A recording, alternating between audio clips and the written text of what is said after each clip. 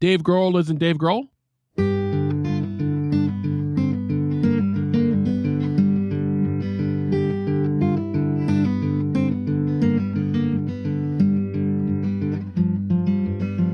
Hello there, and welcome to the If It Swims podcast, the multi-species angling podcast.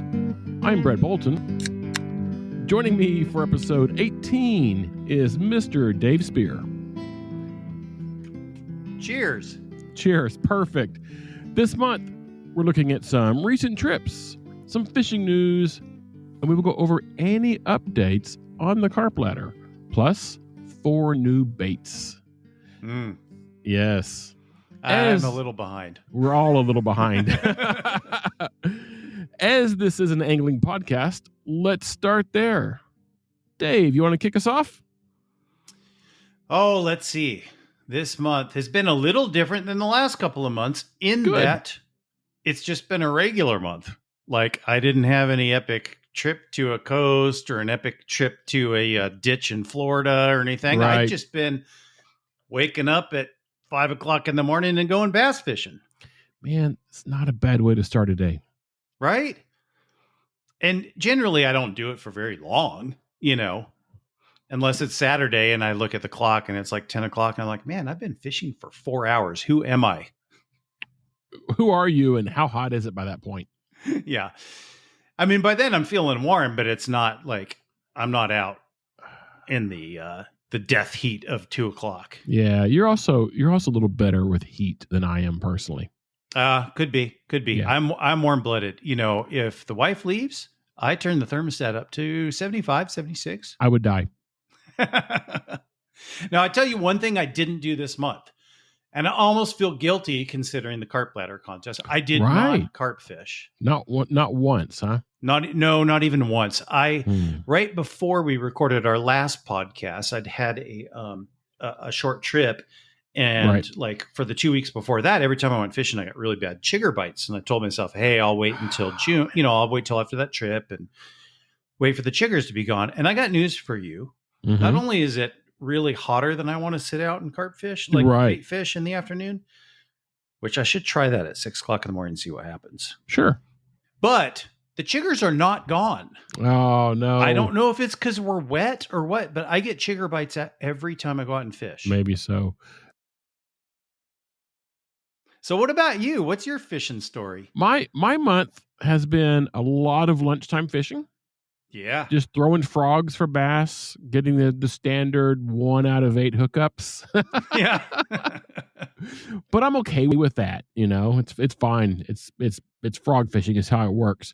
But I also went out to a small lake west of Dallas-Fort Worth to do some very, very casual fishing and some cabin relaxing. The wife and I went. For no reason, just hung out on a floating dock and went fishing a little bit. Hey, fishing with friends. Yeah. We fished for carp in the evenings on this dock, and I didn't even pack stuff for the Carp Ladder. Oh, really? Yep. I just wanted to hang out and not even think about it. Okay. You don't want to think about, how am I going to get this corn nut to sit on the bottom or whatever. Yeah. Or I caught one of that. I should switch to something else now. Yeah. Man, I took a can of corn and we caught carp both nights at will. It was fun. Yeah. We had some little music out there on the dock. We may have had a couple beverages out there on the dock. a little Bluetooth scenery wrecker, huh? Yes. But if you're just sitting on a dock, though, I get it.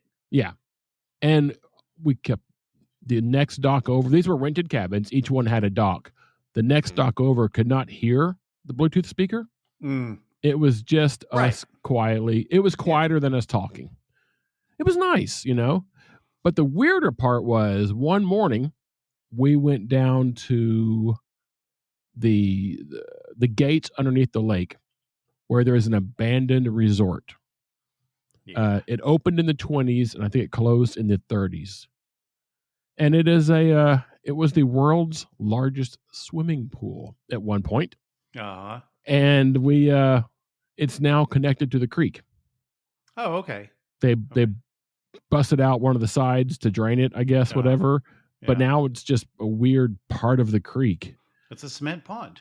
It's a cement pond, square, like rectangular. It's not. You don't happen to know, very strange, off the top of your head, how big it is, do you? You said it was the world's largest. 300 yards by 100 yards. Oh, okay. Yeah. Just a wild ass guess. It could be way off. It's big. Yeah. And you can't see the whole thing now because it's grown over and there's trees falling into it and that kind of stuff. It's really a strange place. I caught a few steves there. Nice. On a what's it called? A frog? No. There wasn't much cover, so I didn't throw a frog. I was throwing a Tokyo rig. You know the Tokyo rig? Nope. It's like a Texas rig, but the weight hangs down off of a piece of wire. A rigid piece of wire sitting on the bottom. Oh, I think I've seen that. It's kind of like the hard version of a drop shot. It's a hard drop shot, but like 2 inches long. Oh, okay. Okay. The hard section. So it keeps the bait about 2 inches off the bottom. Gotcha. It works really, really well, you know. The one I made up had little beads on it with a weight to make it some noise down there and stuff too. And it worked well. Caught those 2 little bass. I lost a decent bass. It wrapped around the old swing set out there in the middle of the pool. Wait a minute, there's a swing set in the pool. Well, yeah, there was in the 20s. People would get on it and swing, right? Huh. It's still out there. Oh, wow. And I got wrapped around that, which was amusing in itself, right? Not fishing related, but we also hiked through an abandoned zoo. Oh, that's cool. And like they dug holes in the sides of this hill, this rock hill, for the habitat for these animals. I might have to check this place out. Not really in the summer. Strange. I mean, no, it was hot. It was super hot in December or February here in Texas. Right. I'm going back probably in December or February for photography to actually take pictures of these things. Yeah. Because right now you can't do pictures anyway because it's so overgrown. Yeah. There's so much foliage you can't really see anything. Yeah. In the winter it'll look better, you know. Now, but yeah, Tokyo rig's fun. Yeah, I did see a picture from your dock day. Yeah, of a carp that seemed like it ran through the shoe polish aisle. Yeah, my wife caught a carp. She caught a couple. She got one of them though that was almost completely black. Yeah. The only thing that wasn't black was the orange lips. They were darker than normal. Yes, they were. In fact, I zoomed in very closely on that picture to look at those lips. Yeah.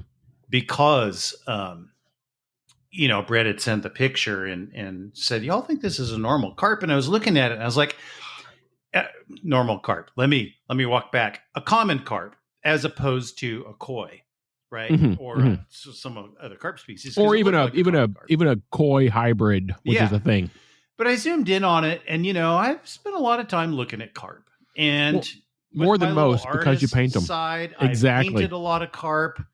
I am pretty familiar with the shapes, the volumes, and I looked at it, and I was like, it looked just like a common carp. It did, except those lips were dark, and I noticed the lips and the barbels were a little thick, but they were the right shape, they were the right size. There was the micro barbell on the upper lip, Yeah. It was just a carp with a suntan. Yeah, it was super, super dark. And it was the only one we caught that was dark. Yeah. I caught a lot of regular ones. And I've seen fish in this wasn't clear water anyway. Right. But I've seen fish in super clear water that are definitely darker than they're suntan. They get more light, they're darker. But that's not what this was. Right. This was just a weird dark fish. I've caught other species of fish that are almost completely black before. Yeah. It's just a thing. It is. It's very strange. Very cool. But it was a good trip. Hotter than I wanted. Yeah. But a good trip. I also spent about an hour trying to get a long-nosed gar to stay buttoned. I mean, you got to do it. You see one and you're like, I must have it. I have a problem. I have a disease with gar. I cannot stop throwing at them. Yeah. Although there was a guy at this pool that feeds the fish, basically, and ducks. Yeah. He works for the city, and he throws out food for the ducks and the fish. That long-nosed gar was eating fish pellets. I sent you a video, and if you watch that video, he eats one. I saw it. In fact, I have to admit, with the attention span of a gnat that we all have these days, yes, I watched a bit of the video, and I watched some carp come up and eat, and I was like, oh, good, cool. And then I went back to what I was doing, and then you said something about the gar. I was like, what? And so I went back and I watched the whole thing. I was like, that's weird. It was eating pellets. That is one trained gar, and he would still go after a little swim bait up near the top. So he's still a gar. I have to tell this story that maybe it's only interesting to us. I hope it's not boring, but sure. Brett and I are we're definitely angling brothers in this way. So Brett and I started fishing together about 20 years ago, and I moved away, so we don't get a chance to do that as much anymore. But I took him out one day. And I was fly fishing, and I don't remember if you were fly fishing or if you had a spinning rig or what, but we got up into some lily pads, and I found some gar. And I started throwing at the gar because I also have the gar disease. Yeah. And Brett was like, oh, man, that looks like fun. Yeah. I don't know. Where was this? Do you remember? I think that was on the Texas lake that has freshwater redfish and tilapia. Okay. I think it was there. Oh, there's more than one of those, but I can't remember. Don't remind me those tilapia that day. Yeah. We also tried to catch the tilapia. We tried for way too long on lures or bait or flies. I had corn, man. Yeah, and it doesn't work. It doesn't work. They don't eat.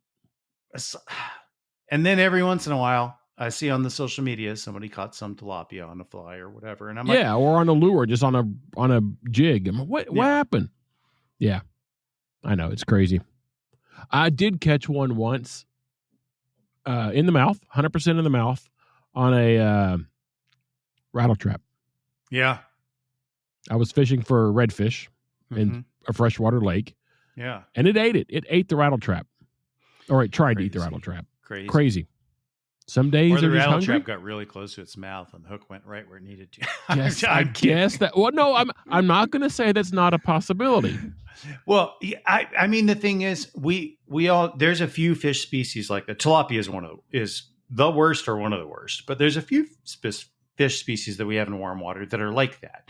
The grass carp is a great example of a fish that you can catch on. And even not consistently, but you can catch on top water bait. And I mean bait. I don't mean lures, right? Right. And every once in a while, you'll get one to eat a fly or a lure, But I haven't. But the number of hours and hours and days, and by days I mean like 24 hours. I fished for a week, 4 hours a day.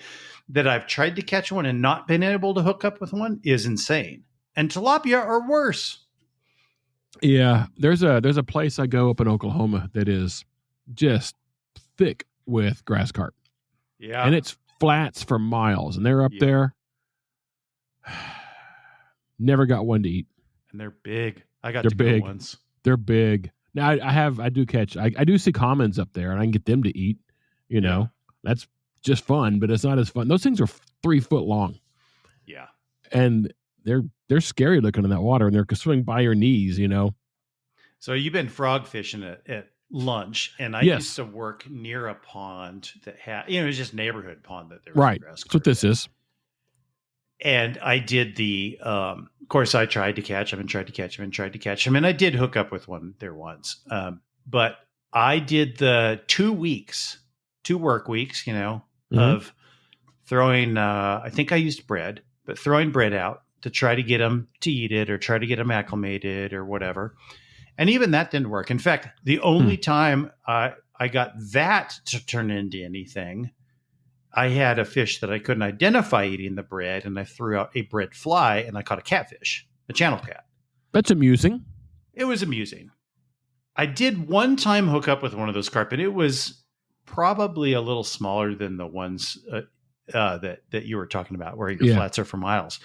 but it was on a 4-weight and it was on a grasshopper pattern, and it just randomly ate. Like I'd thrown that before, I'd thrown it by him before, and it ran straight to the middle of the pond and did a circle around the fountain. Oh my God. You forget that. I had to break my, if I recall right, not only did I had to break off, and I think the fish was already gone by then. But if I recall right, I even broke off like 2 inches of fly line. Like, really? I mean, it was stuck.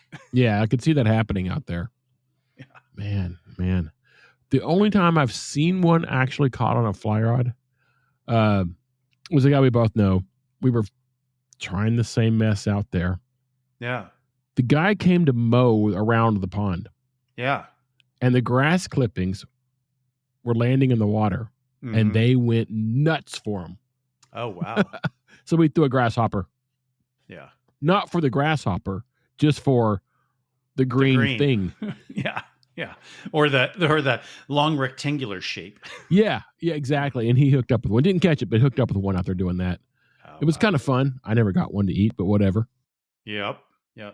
Oh, man. But you made it out. I made it out. It's worthwhile. Yeah, exactly. Now, for those of us in the South, here in the States, I'm not saying I'm hanging it up for the next 4 months, but I'm definitely slowing down. It's hot. I am too, except that I'm going next week twice. Oh, there you go. So I'm not slowing down that much. It is getting hot. It's time to switch to night fishing. That's true. It's still hot. Yeah, it's still hot. But the sun doesn't bake you. You don't have to put on sunscreen, and, you're only mildly 100% drenched in sweat. Yeah, exactly. Oh, man. So, made it out. It's cool.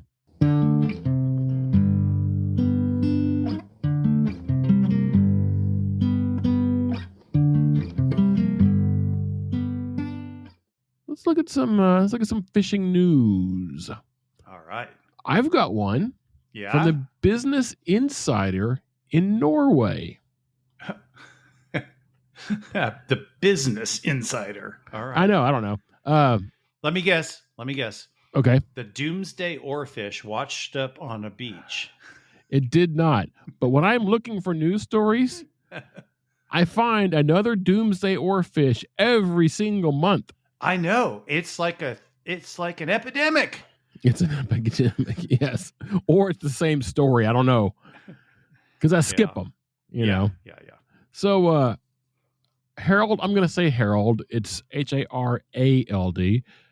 Harold Engen, a seasoned Norwegian fisherman, was having a pretty routine day out on the icy waters of Malignan Fjord, catching halibut from his nets and preparing to head home for the day.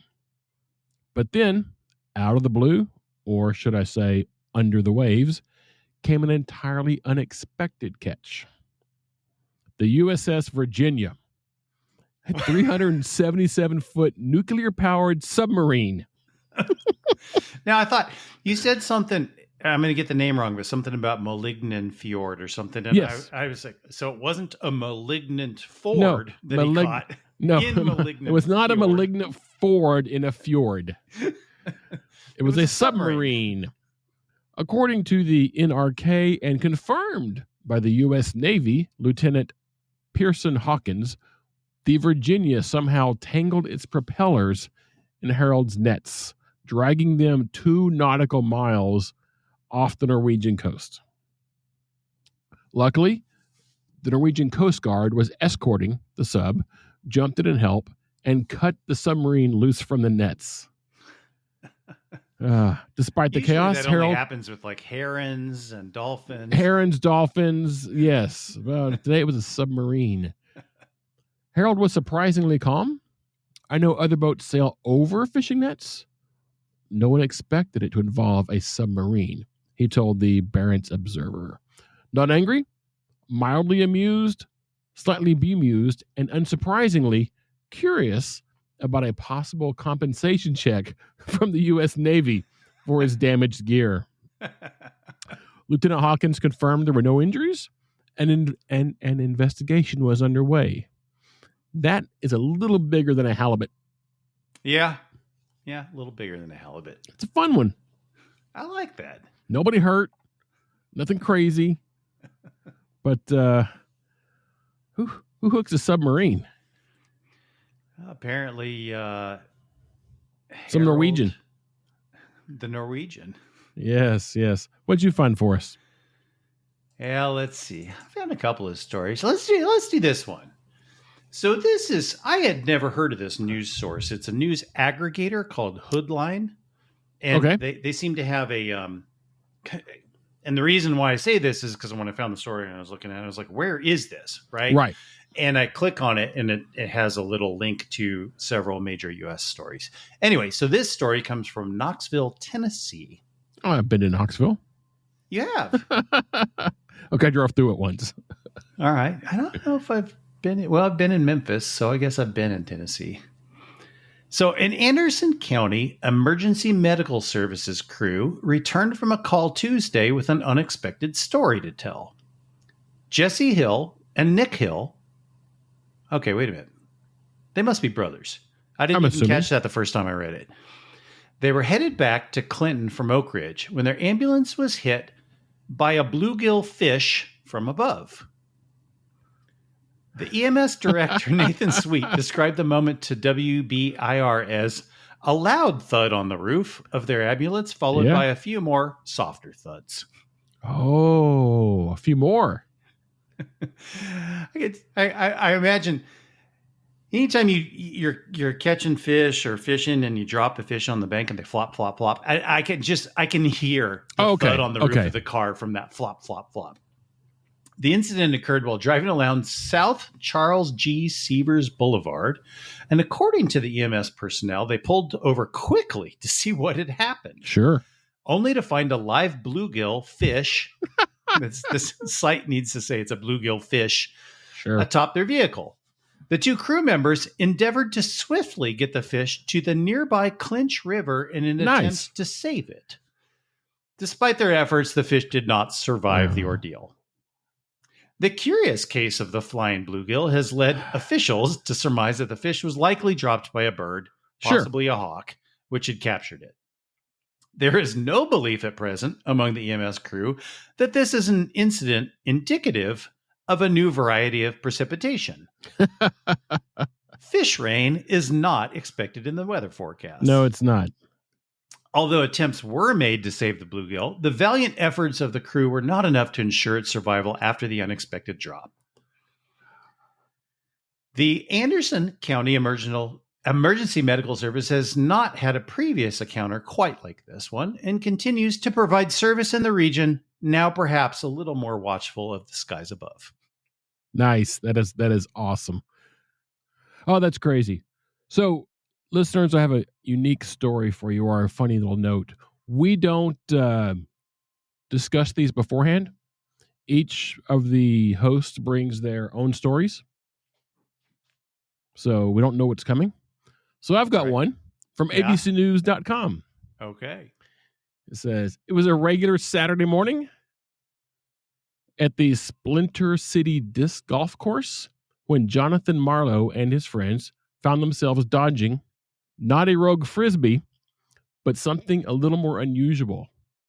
A baby hammerhead shark. What? Seriously? Marlowe says they spotted an osprey flying overhead with something in its talons that looked like a fish. Pretty standard for coastal Carolina. But then two crows started dive bombing the bird midair. And in the chaos, the osprey dropped its catch right by hole 11. At first, the group thought it was just a strange-looking fish, but upon closer inspection, that distinct T-shaped head, and it was obvious this was a shark, a baby hammerhead, probably no more than a foot long. Wow. He says, I've never seen a hammerhead in real life, and here's one literally falling out of the sky.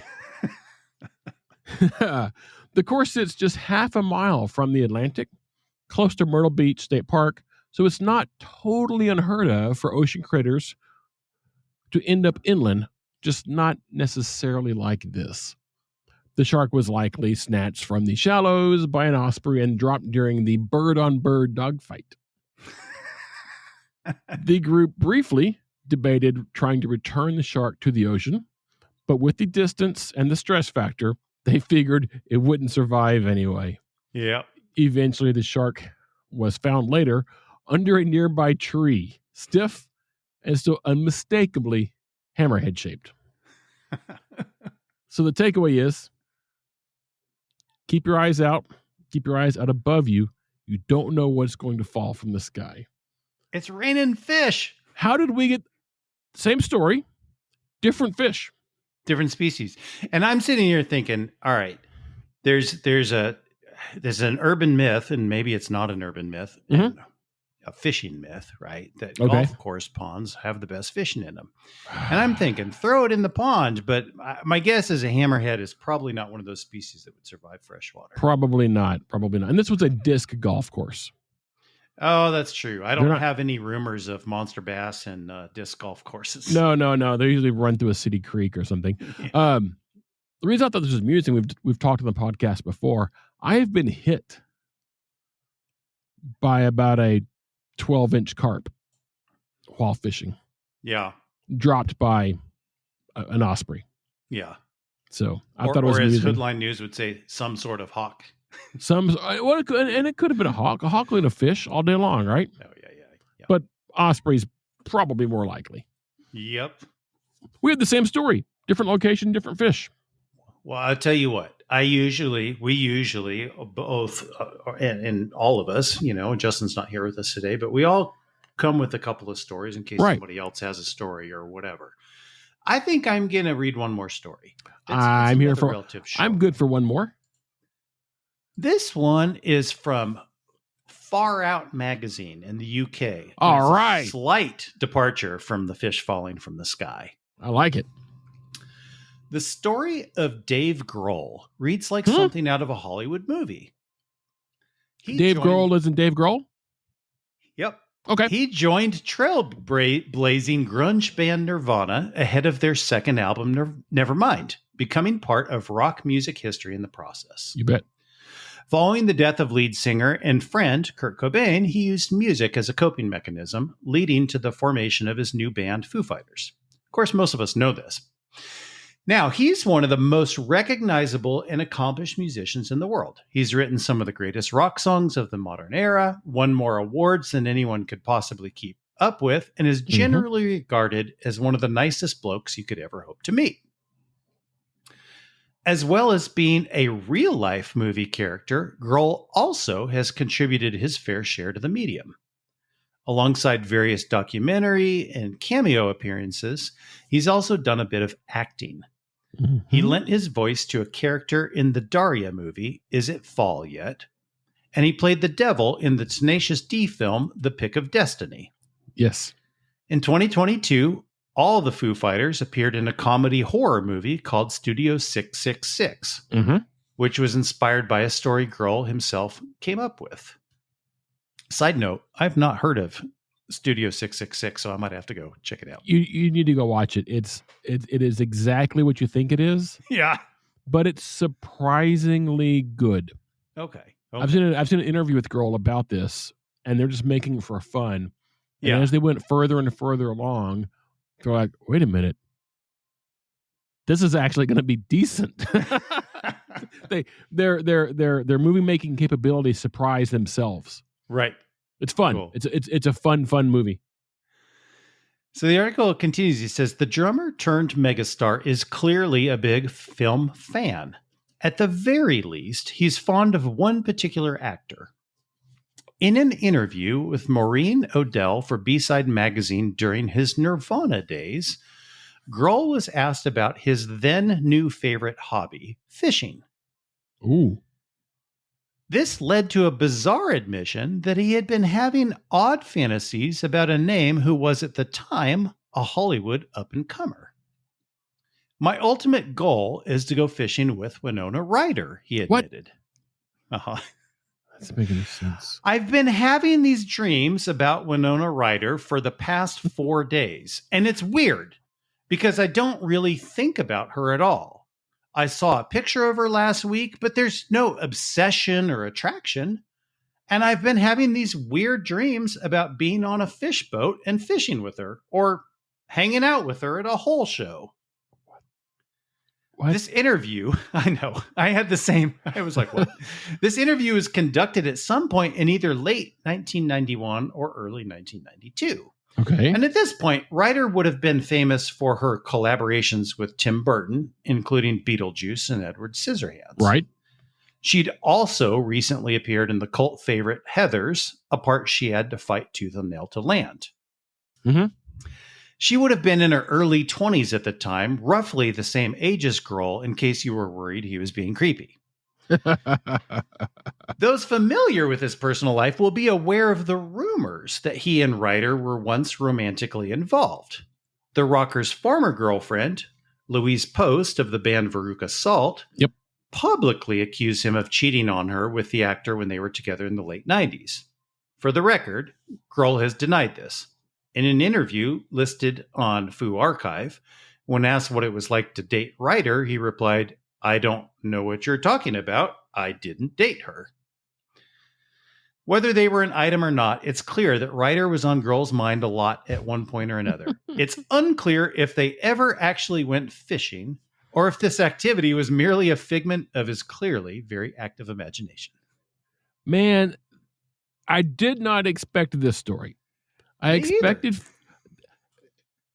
fish falling out of the sky was more expected. Yes. Than this. Yes. But the headline got me, and I didn't read the headline because it would have spoiled the story, but I was it's awesome. And it's weird. I'm a huge fan of both. Sure. Heathers is one of my favorite films of all time. Yeah. It's a good movie. It's a good flick. And Dave Grohl, he can. It's Dave Grohl, play man. A drum or write a song. It's Dave Grohl, man. Yeah, he's a cool guy. He is a cool guy. What a weird story. Yeah, I mean, and it was weird that it came up when I was searching for fishing news, and then I didn't know he fished. Yeah, and I don't know if he still does. I don't know either. This goes back to he's. When they did this interview, it said it was his then new favorite hobby. Fishing, right. This is the early 90s. So, I mean, I have to admit, I like Winona Ryder, but I've never had a dream about fishing with her. What a great story, Dave. Weird, strange, just how we like it here, isn't it? Right. And I'm done reading news stories. Yeah. But I did, of course, find, a couple interesting scientific stories and all that kind of stuff. And I was like, no, we're going with bluegill hitting EMS and a little bit about one of our favorite rock and roll gods. Sometimes we do a new species, not a new species. Sometimes we do a species that has been rediscovered in a stream in a small area. We do fish habitat stories. We do all this stuff. Sometimes it's Dave Grohl. Yeah. So add him to the list of people we need on the podcast. We need Dave Grohl and we need Les Claypool. I'll call up Dave Grohl and see what he's doing. Yeah. Let's go fishing, man. Yeah. How do you feel about catching carp on a Twizzler? Hey, what a hell of a segue. It's time for the Carp Ladder.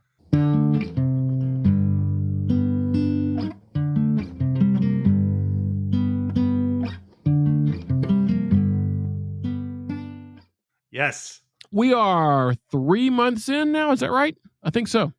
March, April. Yeah. And it's as weird as ever. Okay. The leaderboard hasn't changed much since the last episode. Not too surprising. But we do have 2 new signups that I've added on there. Yay. Which is great. Signed up through the website directly. Yeah. Not through email. So that's working great. Hey, Brett's got some code working on a website, y'all. I do. And that's not how I do things. That's not my, that's more your stuff, isn't it, Dave? Kind of. But I'm too busy bass fishing for that kind of crap. Oh, I understand. Oh, man. But since 2 new guys signed up, I will remind everyone there is plenty of room and, more importantly, plenty of time to catch up and pass everyone if you want to run the tables on this thing. That's right, because it is a year-long contest. A year. Which means that if you get in trouble with your spouse for obsessing over carp in July, you can make up with her on August 1st, and on August 2nd, you can go carp fishing again. Perfect. It's not a personal story, is it? No. Oh, man. But the bait release does roll on. Number 17. We have black Twizzlers. We did the red. Yeah. It only makes sense, right? Let's go with the ones that taste awful. Look, I'm not the biggest fan of licorice. Yeah. One taste, like one little candy that's licorice flavored a year, and I'm good. Yeah. I don't hate it. I just don't eat it. Right. I don't hate it either. I just, it was the old thing of back in the day when you went to the store and they had the Twizzlers and they had the red ones and the black ones. I don't even know if you see the black ones much anymore. I haven't either. They're out there. We might have to go. So for all you Carp Ladderers, yes, you might have to order your black Twizzler on Amazon if you can't find them at your local Five and Dime. I know they're out there because on last year there was a bonus episode where we kind of did some pre-Carp Ladder discussion. I was actually fishing with black Twizzlers that day as a bit of a joke. Ah, okay. You want to ask one what I rod caught with black Twizzlers and one rod that would catch something. I caught on black Twizzlers. Did you really? It was catfish. Catfish. Nothing wrong with catfish. Well, there's a lot of people in all these social media groups I follow and stuff like, where's the best place to go catfishing? I'm like, I can tell you a bunch of places to catch catfish. You just got to be fishing for carp. Right. Number 18 is Cheerios. Preferably whole because it's way more amusing. Right? I think we might have to break out the super glue or something. I'm just going to stack them on a hair and use a big stop. Oh, yeah. Okay. Or, along with Cheerios, Fruit Loops, also acceptable. I like it. And maybe more likely for carp. Who knows? Choose your favorite color. Yeah. Hitting on pink or green today. Exactly. But that one should be a pretty straightforward one. It's grains. It's not that crazy. That's true. It's just a weird shape, right? The biggest problem is going to be you're going to have to change your bait every 10 minutes because it's going to dissolve and fall off. You may. That's a tough thing. Number 19. Uh-oh. Number 19 is that teeny little corn you get in Chinese food. Teeny little corn you get in Chinese food. Little tiny corn on the cob. Oh, that thing. Yeah. It's the shape of like a Cornichon pickle. I don't know what you call those. I know what you're talking about now. It's called baby corn. Oh, it's called baby corn. Okay. And that sounds like a lot of fun and it'd be funny. And I think it actually is corn. You're eating the corn and the cob all while it's still young. Right. While it's so young that the cob is soft. Yeah. Yeah. But that's a good one. And it should be really easy. Yeah. I mean, but funny. After a bunch of weird stuff, we're going back to corn, which we know actually works. Not regular corn, though. It'd be too easy, right? Well, no. That was why it was rung one on the ladder. Yeah. But it should be funny, too, to fish with those things. Oh, yeah. And number 20 is some sort of snack chip. Okay. Takis, Cheetos, Funyuns. The funnier, the better. I think I'm going with I think they might be Fritos, but they're a twisted barbecue flavor. I think they're Fritos twists or something. I can't remember what they call them, but I could see that. Old school bugles. Or now Takis. I wonder, it wouldn't be a snack chip, but it's close enough that we'd probably accept it. You remember those things you used to always buy at the gas station called combos? I'd call a combo a snack chip, you bet. Yeah. It's like pretzel with cheese in the middle, or cracker on the outside and cheese in the middle. Yeah, that'd be a good one too. Just whatever comes in a bag of snack chips. Actually, Takis are a bit of a tube, aren't they? Yeah. So they would go on a hair rig real easy. Oh, yeah.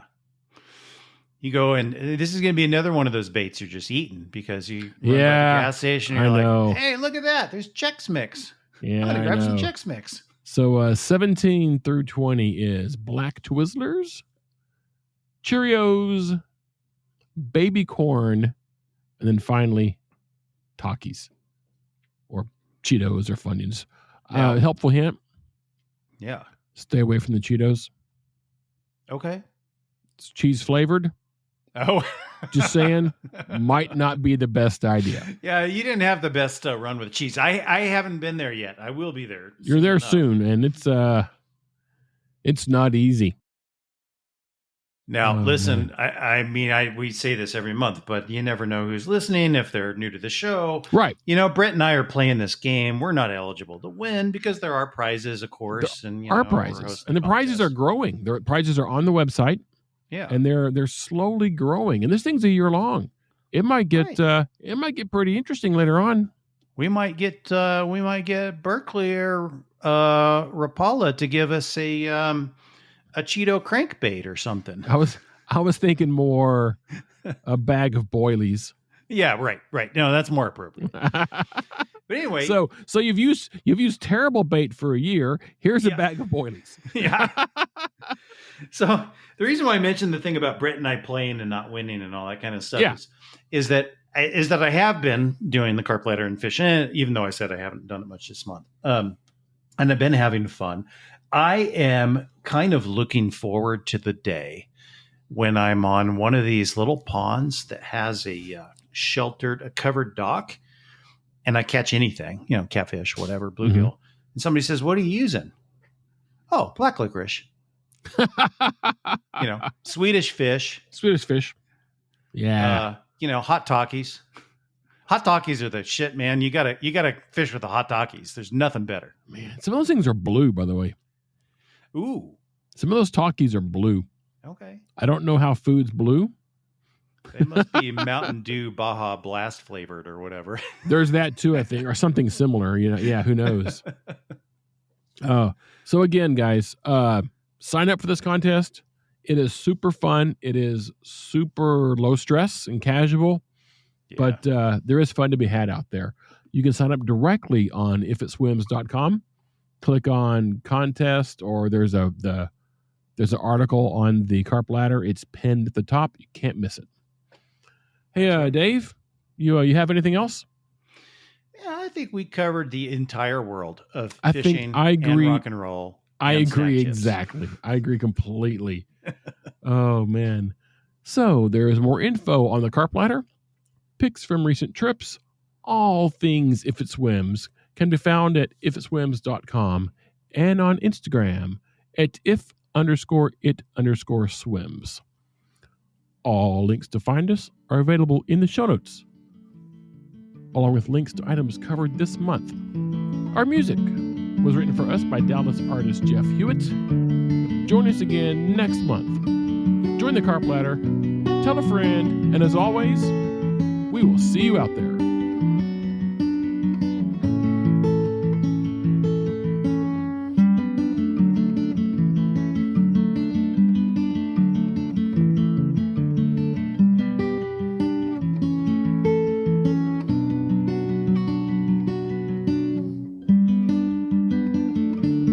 See you guys. Hey, dude. Let's go hammerhead disc golfing after this. Let's go.